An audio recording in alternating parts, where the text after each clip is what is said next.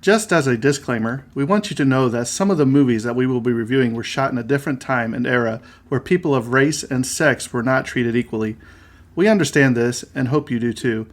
The movies or anything that happened on the sets are not the views of this podcast or what this show is intended to be all about.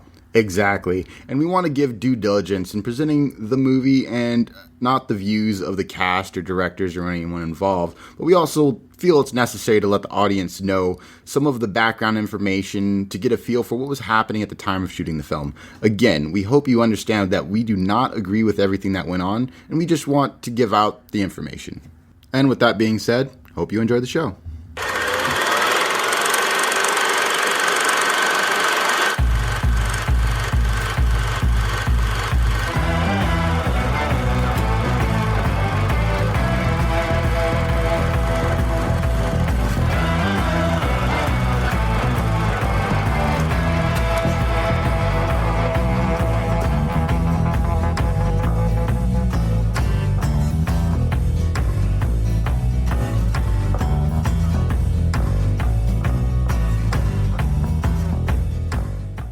Alright guys, welcome back to the Tragedy of Cinema, episode 53, part 2 of Jurassic Park. So, like I said before, I'm joined by Kyle once again, and we're just going to go ahead and jump right into some more interesting facts. And then we'll give our opinions, and then this episode will be a close. But there was so much information, we've cut, we've trimmed, we've wasted a couple of trees, so here we go. Absolutely, but happy to be back, happy to finish this out and get some cool movie facts and give us our thoughts. I'm excited for it. And without further ado, let's go. Jurassic. So, Ray Arnold, who was played by Samuel L. Jackson, always has a cigarette between his lips or between his fingers every time he is seen in the movie. In the scene where he and Moudon tells Hammond that the tour should be halted due to the storm, he is not smoking a cigarette, but has one lit nearby, hence the small cloud of smoke behind him. Him being a chain smoker was carried over from the novel, so he was a chain smoker in the novel, so they actually kept that as part of his character. It's one of those things where I guess it was in kind of the middle area, but like nowadays I wonder if they would have cut out the smoking part of his character just because that's not like a popular thing in movies now to have a chain smoking character. I don't know. I mean, that's kind of an old school style of filmmaking to have a guy that never stops smoking. Stan Winston, enthusiastic about the new technology pioneered by this movie, joined with IBM and James Cameron to form a new visual effects company, Digital Domain. So they made a whole company that makes sense because Steven Spielberg just pioneers everything. It wasn't Steven Spielberg, it was James Cameron and Stan. Because of this project, It kind of brought about bringing back companies. The T-Rex actually had a name. His name was Roberta, and the storyboards by Phil Tippett by many fans have accepted Rexy as their name. As of 2004, this animal was officially dubbed Rexy by her caretakers. Rexy was popular nickname given by the fandom. It was suggested to be an official in the mobile game Jurassic World the Game and confirmed in The Evolution of Claire, which released on June 26, 2018. Clint Eastwood and Marlon Brando were considered for the part of John Hammond. I can see either one of those playing them. Yeah. Go ahead, T-Rex. Make my day. Yeah. I'm pretty sure also in the Jurassic World sequel, they did confirm that Rexy was the T-Rex that comes in the end of Jurassic World as well. At the very end when they fight the super dinosaur thing. Yeah, but you know what? And I was thinking that because I watched the 1, 2, and 3 recently, last week I think. But when I might be thinking different because the T-Rex that shows up in 2 when they take the baby. Mm-hmm. Was that from the same island, or did they end up on the other? Was that 3 where they went to the whole other different island? It was 2, wasn't it? Yeah, there was 2 islands. The one island was the main park, and then the 2 island was just to make sure they can actually make dinosaurs in the first place. No, but I mean, was the part 2? Was that where they? I'm pretty sure 2 and 3 take place on the same island, but it's not. But it's not the original. It's not the original island. No, but it has to be the original island because they go back to the where the fence was and everything in 3, don't they? Or no? No, in 3, no. In 3, it's a different island from the first one. I know that for sure. Okay. Yeah, that was the original incubation. Well, I know 2 is too because Jeff Goldblum's like, I've never been to this island. Yeah, exactly. So the island, the separate island from Jurassic Park 1 is the island they go to for 2 and 3 for Lost World and 3. Well, that makes sense then. Yeah, and Jurassic World is its own separate island, I believe. Because I was thinking, how many did they only? It isn't. Jurassic World is on Jurassic 1 island. Sorry, no, I'm not continuity's hard. Yeah, I was just wondering about. How many Tyrannosaurus Rex there really was because she had a baby, you know what I mean? So I didn't know. I didn't know if that was the other island, but we'll cover that when we get to top of Jurassic that, the contrast between whatever realism is to whatever movie is if it's been however 25 years, how old is a Tyrannosaurus Rex? How old would a Tyrannosaurus Rex actually live. I have no idea. So it's possible like having an old Rexy wouldn't actually make sense. I don't know if you can't eat, if you can't get those little hands up to his mouth, right? Exactly. How can you eat? It's too tiny. When Dr. Grant is talking to the boy in the beginning of the movie, there is a dinosaur head depicted on the mountain in the back, so I need to look for that. Fred Sorensen was the pilot who flew the crew off Kauai when the hurricane hit during production.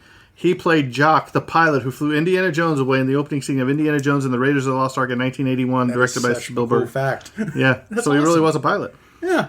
Classic giant monster films like King Kong 33 and Godzilla 54, which here in 2 weeks from today, actually, the actual King Kong versus Godzilla, or Godzilla versus King Kong is coming out. I can't wait.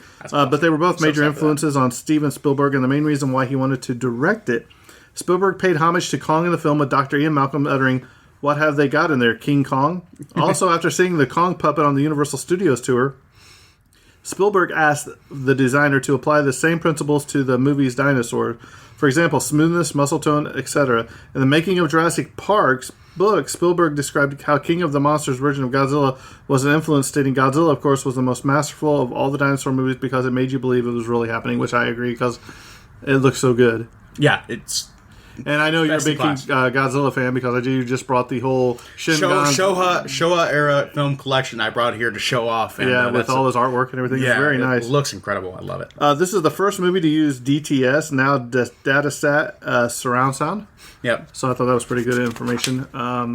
Steven Spielberg wanted the dinosaurs to breathe in and out, pulsing visibly, and the eyes to dilate, like on E.T., the extraterrestrial, because it made them more real and was scary to see, which I told you I've told it this entire podcast, is when she shines that light on his eye and that T-Rex's eye is like, and then he gets mad. Yeah, that's your iconic scene for you, and I totally agree. That's like one of the biggest scenes in the movie. Like, yep. Steven Spielberg wanted Judith Barcy for the role of Lex. He previously worked with her on The Land Before Time in 1988. He was shocked to discover, unfortunately, that she'd been murdered in 1988 by her own father.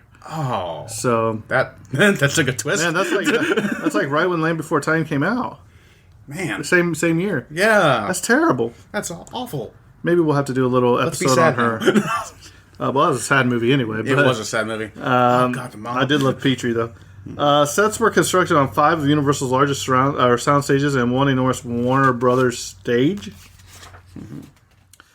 Steven Spielberg considered Richard Dreyfuss, who starred in Jaws and Close Encounters, as for Dr. Alan Grant. I don't know if I like that. I don't know if I could see him doing it.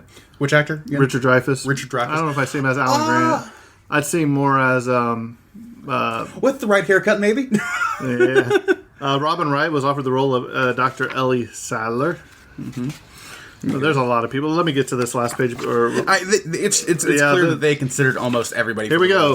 Jodie Foster, Sigourney Weaver, Michelle Pfeiffer, Ali Sheedy, Gina Davis, Daryl Hannah, Jennifer Grey, Kelly McGillis, Jamie Lee Curtis, Julia Roberts, Linda Hamilton, Sarah Jessica Parker, Bridget Fonda, Joan Cusack, and Deborah Winger were all considered for the role of Dr. Ellie Sattler. There's more in here, but I know that was just one page at the end. If you were an actor in the 80s, you were considered to play Jurassic Park. That's just it. So Steven Spielberg studied the effects sequences on Terminator 2 Judgment Day, The Abyss from 1989, and Young Sherlock Holmes in 1985 to help him prep work for this movie. Cool. The shooting Grant rescuing Tim out of the tree involved a 50-foot prop with hydraulic wheels. Whew. I don't know if I could be on a 50-foot prop in the air like that. You know what I mean? I'm amazed I didn't see any data on this, but that leads me to suspect it didn't happen. But I haven't seen anything about like on-set fatalities or accidents or something like that, which has to be a testament to how well he must have been prepared. Well, especially when you're dealing with the gigantic Tyrannosaurus Rex that goes out of control when it gets wet. Exactly, all those hydraulic systems and stunts and everything like that. It's amazing. If it didn't happen, because I wouldn't be surprised at all if I heard a news story that it did, but it's amazing if nobody got hurt during the production of Jurassic Park, because there were so many literal moving pieces in that production. Right. That's amazing that somebody wouldn't get tremendously hurt. The Gallimimus vocals were done with horses, male and female, because the females make interesting sounds when a male horse shows up, like a high-pitched squealing. The stampede sound was running horses or cattle getting herded.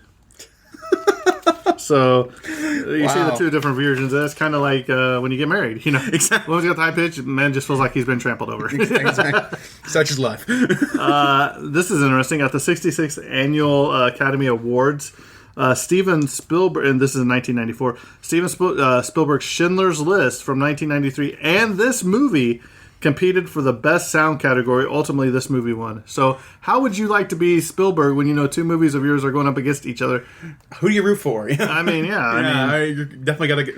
The pre-production for this movie lasted for 25 months, so over 2 years of pre-production before anything even happened. Yeah, it has to be part of why it went so smoothly and got ahead of schedule, Anna Chomsky and Christina Ricci auditioned for the role of Lex Murphy.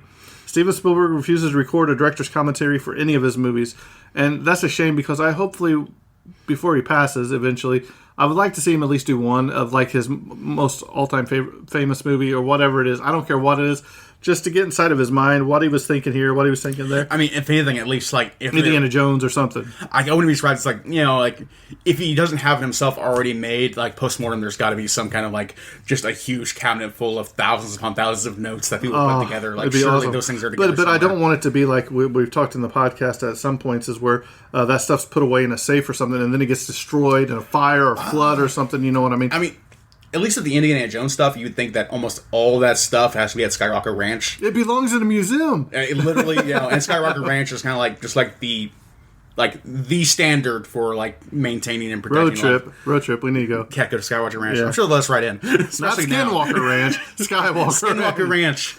Ooh, that's a different movie. Yeah. This was Steven Spielberg's most expensive movie at that point in his career. Kurt Russell again turned down the role of Dr. Alan Grant due to salary demands. At that time, he's one of the biggest actors in Hollywood. So I mean, I mean, when the helicopter lands on the island at around 17 minutes, dummies were used instead of real passengers because of the riskiness of the descent at the location of, I'm going to mispronounce this name, Manawaiupiana Falls. Sounds perfect. Good. Michael Crichton was hired to adapt his novels for the big screen for $500,000, as we talked about, but David Cope wrote the final draft, leaving out much of the novel's exposition and violence, as well as making a few character changes. So even though Crichton did it, like we talked about earlier, because remember I said I don't know how all of his stuff could have got changed, and we kind of got to the same page. It's like that would have been a much darker movie if they kept so much of that stuff. But now we know since David Cope or whatever was on there, then that's easily happened. There were two animatronic Tyrannosauruses built for filming. One was the full body version. The other only consisted of a head and was used for close-ups. Yeah. So I want to say they actually filled that one out later for the Lost World. I think they reused some of those props, and I'm pretty sure because there's a scene in Lost World where they have two Tyrannosaurus Rexes going at it, basically at a bus, and I'm pretty sure they reused both props simultaneously. Then they built the other one out more, fleshed it out a little bit more to be more of a literally fleshed it out.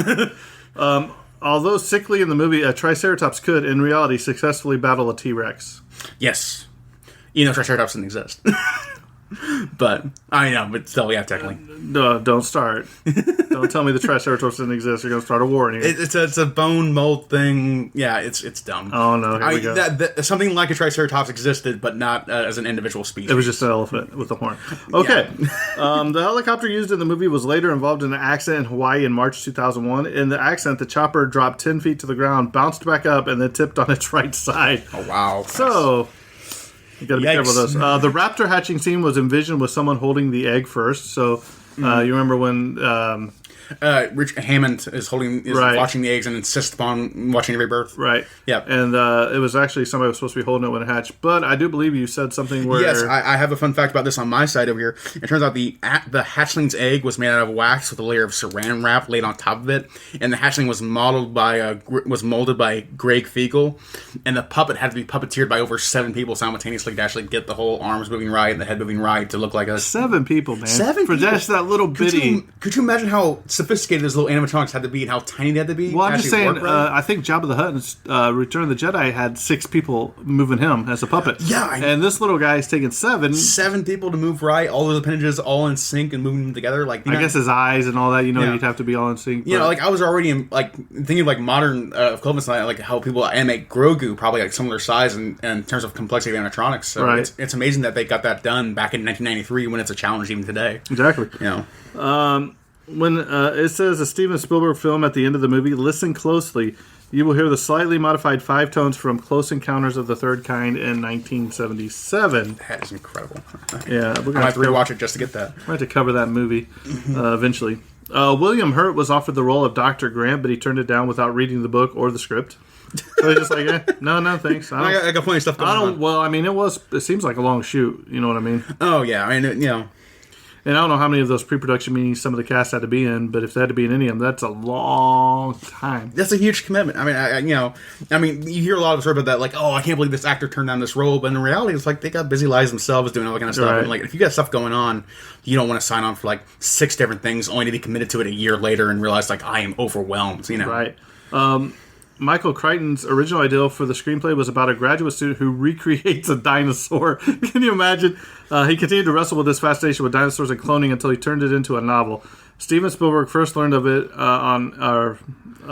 October of 1989, so that's how long this has been talked about, going on, cloning dinosaurs. That sounds like it could be a totally fun movie in itself, too. A totally separate, just like high school or college kid makes their own dinosaur backs. Yeah, and, can you imagine like a college kid, a freshman in college, a big experiment goes wrong, and now that you sounds like half a dozen cartoons I watched as a kid, honestly. The animatronic raptors used in this movie were given the names Kim and Randy by the crew. So Kim and Randy were the name of the raptors.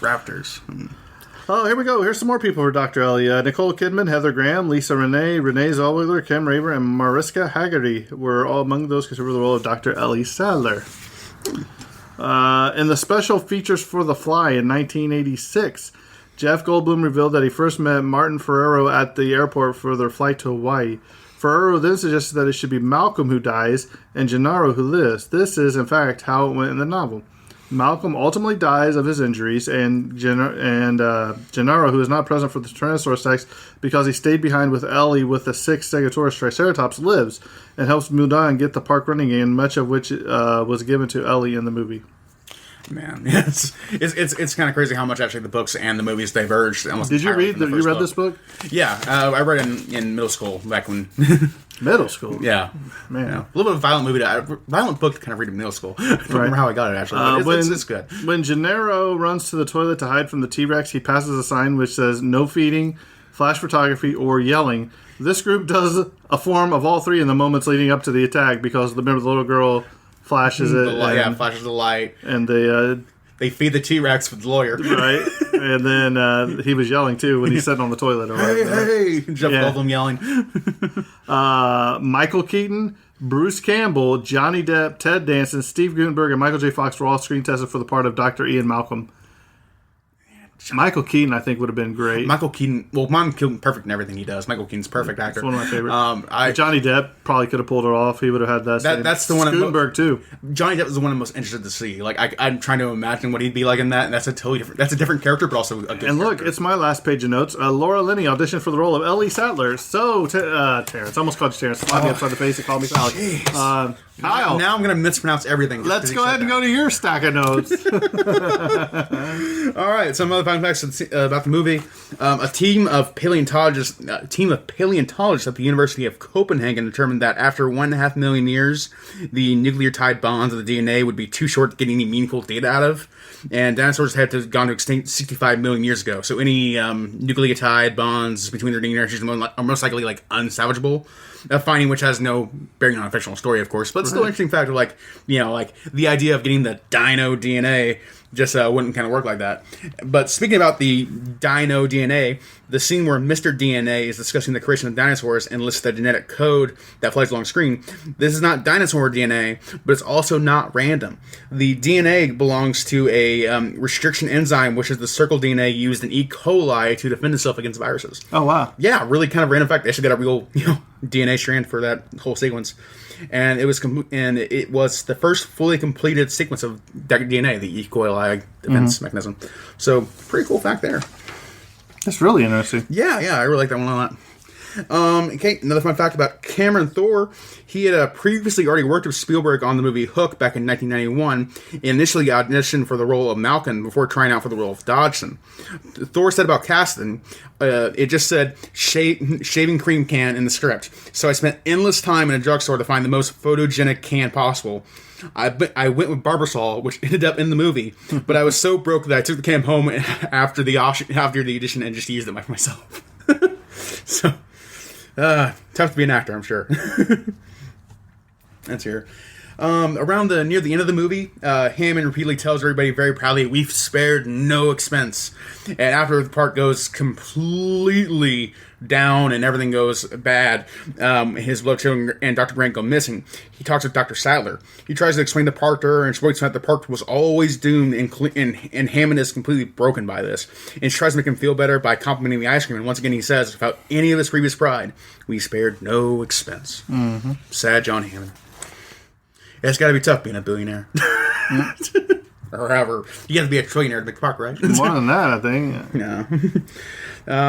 Dinosaur. Because you remember, he's like, he goes to see. Another funny part of that movie is when he goes to see Alan and the lady, Ellie, and they go to that thing. And he's like, oh, he's popping champagne. He's like, oh, what's this? He's like, yeah. He's like, well, we want you to come down here and look at this island or whatever, And he's like, no, I don't think it's. He's like, well, I'll fund your thing for the next 3 years or whatever. He's like, welcome aboard. No, I think he's part of the funding group that gives him like $50,000. Yeah, so yeah, it's like yeah. But it's like funny enough, like they never actually go into length to explain how he could possibly afford this island. Right. Like you can't even you can't conceive of it's that almost much like money. he's got so much money he doesn't even know what to do. Even if you're Bruce Wayne rich, you're not doing that kind of like Jurassic Park thing. So they don't even bother. It's like no, he's rich, even though no one could possibly be Jurassic Park rich. Right. I mean that's like Scrooge McDuck levels of money. Actually, I think Scrooge McDuck.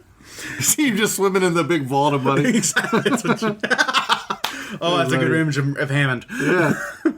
Let's hear. Dinosaur experts Jack Horner and Robert Baker were consulted before making the movie.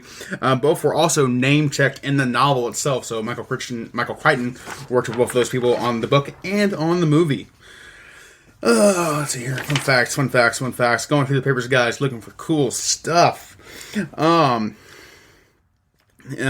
So fun fact about the Velociraptors, they play a major role in the film despite only like appearing at the very end. But the creature's depiction is ultimately not based on any actual dinosaur genus in question, which was also significantly smaller. So like a real Velociraptor was like the size of like a little more than like a turkey, basically. Yeah, I think it was like 16 or let's see, 12. It's like between 18 inches. I think between like chicken and turkey. 1.6 meters, I think. This some small. Yeah, so basically overgrown turkey. Yeah. No, and probably just as dangerous. But shortly before Jurassic Park's theatrical release, the similar Utah raptor was discovered, although it proved to be even bigger in appearance than the film's raptor. So there is a raptor that is bigger than the Velociraptors in the film. Weren't they going to call it like Eutorius Spielbergius or something like that? That sounds like an awesome name. No, I'm serious. I think I read that. I think that was in my notes somewhere. I just skipped over it. I don't think it's not mentioned here, but the official name for it did end up being just Utah Raptors, which I think is actually a name of a basketball team. Now I think about it too. No, it's Toronto Raptors and Utah Jazz, but you're close. Oh, I don't do the sports thing, so you know better than me. Now, looking at fun fact here. Wayne Knight playing Nedry, of course, he was tasked with bringing 15 different dinosaur embryos to Dodson, everybody. Nobody cares. But as you see in the film, there's actually only 7 species currently on the island. So that means that, even in the Jurassic Park had kind of the idea of sequel plans and all that kind of stuff, there were dinosaurs they intended to put into the original film and into the sequels that they just didn't get around to, and Nedry early had DNA samples from all 15 when they only had 7 in the film. And that includes the Bronchiosaurus, why did I start doing this? The Triceratops, Tyrannosaurus Rex, the Dilophosaurus, Gabalimbus, Velociraptor, and the Periosaurus. Hopefully I pronounced those right. Probably didn't. And never, more were planned, but the park was, abandoned, so they never got to finish those. Let's see here. Oh, I'm going to mispronounce his name, but the Noraki Losai, director of the early Gamera films, early kaiju works, considered this the greatest monster film made because it was pure entertainment. Mm-hmm. So that was high praise from one of the forebears of original kaiju films. Gamera is also one of my fan favorite kind of things, just like good Godzilla relative, basically. So I really appreciate that. And with that, I've come to the end of all my notes. So I believe we're time to move on to Kyle. Give me your thoughts on the movie. This is an iconic film. What can you not say about Jurassic Park that hasn't already been said? Because it is, even though it came out the year I was born, I know the impact of it everywhere. Like every movie today is in some way inspired by Steven Spielberg's work, and Jurassic Park specifically, because it is just the ultimate trendsetter in so many ways. So I love the film and can't get enough of it. I watch it anytime I get a chance, and I think everyone should watch it. It's like watching, it's up there with like Ghostbusters, Titanic, or any other great movie you can think of. It belongs on the list of greatest movies of all time. So Jurassic Park, I love it. What do you think, Jimbo? Now, I've always loved dinosaurs. I've always been a big like Tyrannosaurus Rex fan. I've always loved, you always sit there and you kind of imagine like I go back to when. What was the name? Land of the Lost. Even though it was cheesy with the claymation dinosaurs and all that, always was a big fan. Anytime like the dinosaurs on TV show, I loved it. Anytime there's anything to do with dinosaurs, I'm usually a big fan. I wasn't too thrilled with the I'm a teenage dinosaur or whatever that cartoon was, where they transformed into dinosaurs or whatever. Yeah. The Transformers when they transformed into the Dinobots. Beast Wars. Yeah. No. What? I like Beast Wars. No, well, I know you would, but you're young. Jimbo, you're so wrong about this. But anytime that they do something new in a movie, and when they did this movie, just from being, watching all those Godzilla films and King Kong and all those monster films, I'll watch any cheesy monster film, you know what I mean? Yeah, absolutely. Same and here. When you've seen these monsters on the screen, these dinosaurs, that Tyrannosaurus Rex, man, I'm telling you, that scene where the pupil dilates, I really thought that was a real dinosaur sitting there looking into that car. Yeah. And just the way that he would walk around, and just the roars. I think they got all what I envisioned as the sounds of the different dinosaurs. Mm-hmm. The Dilophosaurus or whatever, where he gets in the car. He's real like playful. You know what I mean? And then when he gets in the car or the Jeep, Wayne Knight says, "Hi, you stupid! I'm getting out of here." And he sees him, flare out, and I was like, "Wow." Yeah. Because even though he looked cute, he just he tore that guy to pieces. Yeah. And I love how it was open-ended for a sequel, because if you remember with Wayne Knight, he drops the shaving cream and it goes in the mud, so it's buried in the mud. Yeah. So they left that door open. Now, I kind of always wondered if they knew it was going to be as big of a hit as it was, because it turned into a massive hit. I don't think anyone could predict that it's going to change the whole world. But Spielberg offered, what was it, $1.5 million for the script to the rights to the book before it was even published. Yeah. I mean, that's saying something. Yeah, it must have caught his attention, because he's like, I need to do this. And since he had already done Jaws at one point in life, he was already used to animatronics and big monster movies. So yeah, love it. I think everybody should see it. It's definitely probably in the top 100 movies of all time, easily. Definitely in the top 10 grossing movies of all time. Well, I don't know now with all the Marvel movies, but it still might be. The up film there. industry has grown to such a point that it's an unfair comparison to say that. Right. But proportionally, it still is like. Oh yeah, definitely. Fantastic. So, and I know Terrence liked this movie too. So maybe we'll catch his feelings on one of the upcoming episodes this season. Hopefully we can. We'll see what we can do. But other than that, be on the lookout, because we got stuff planned out for the next 3 weeks at least before we sit down and record again. Also, keep track of the Twilight Zone series. We're trudging our way through season 1. We're almost done. I think we got 7 episodes left of season 1 to cover. If you'd like to follow us in our Facebook group, it's the Tragedy of Cinema podcast group on Facebook. We'd love to have you. We have all kinds of fun in there. Also, if you'd like to send us comments or questions, or just welcome congratulations Kyle to the team, you can send them to the tragedyofcinema@gmail.com. And also, something else is new. If you have an iPhone or a Google phone, Android, you can download the Stereo app.